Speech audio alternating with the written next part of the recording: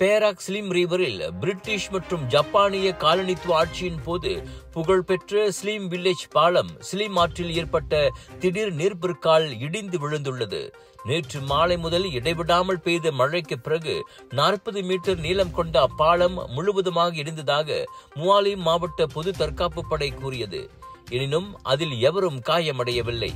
இதனால் அனைத்து ரக வாகனங்களும் பயணிக்க அது பாதுகாப்பானதாக இல்லை என கருதி ஜலான் ஸ்லிம் ரிவர் பேராங்குலு சாலை நேற்றிரவு 8 மணியிலிருந்து போக்குவரத்துக்கு மூடப்பட்டது.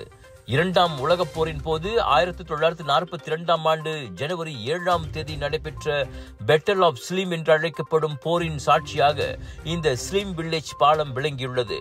அதில் 1000 பேர் கொல்லப்பட்டு 23 கனரக பீரங்கிகள், 6 விமான எதிர்ப்பு துப்பாக்கிகள், 50 கவச வாகனங்கள் மற்றும் 550 ராணுவ போக்குவரத்து ட்ரக்குகள் அழிந்து அப்பகுதி ஜப்பானிய ராணுவத்தின் கட்டுப்பாட்டுக்குள் போனது வரலாற்றுச் சுவடாகும்.